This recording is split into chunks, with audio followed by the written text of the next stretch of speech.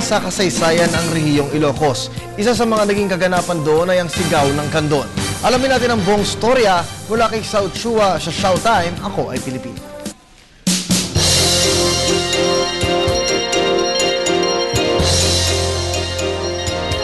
Makasaysayang araw po, it's Showtime!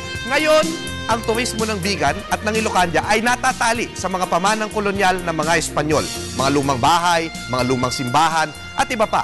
Mungkahi ng historiador na si Jaime Veneracion, maaaring gawing makapilipino ang pananaw mo doon at ipakita ang mga revolusyonaryong pamana ng mga bayaning Ilocano sa ating bansa.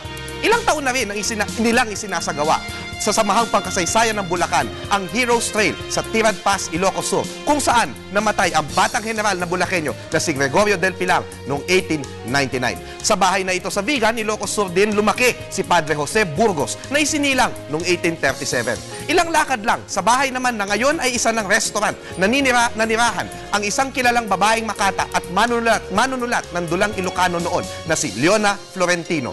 Ang kanyang mga akda ay naisalin sa iba't ibang wikang pandaigdig at naitanghal sa Espanya, Paris at St. Louis sa Missouri. Gayon din sa Pranses na International Encyclopedia of Women's Works noong 1889. Sa harap nito, isang monumento at plaza ang inialay sa kanya. Siya ang ina ng isang makabayang propagandista at scholar, si Don Isabelo de los Reyes, isa sa tagapagtatag ng Iglesia Filipina Independiente o IFI.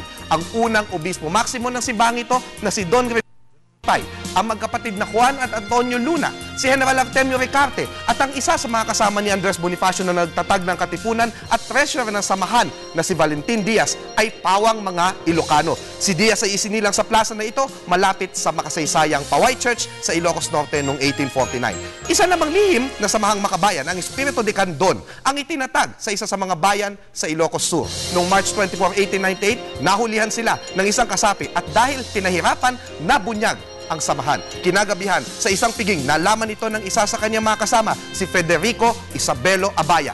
Dali-daling tinawagan ni Kapitan Belong ang kanyang mga kasama, nagarmas at alas 2 lamang ng umaga kinabukasan.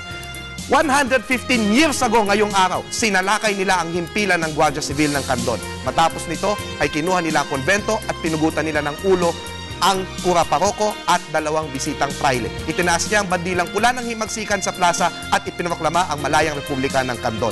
Ito ang tinawag na Ikis ti Candon o Cry of Candon. Pinalaya na Santiago, ngunit ang mga naiwan sa Candon ay nahuli ng mga Espanyol at binitay.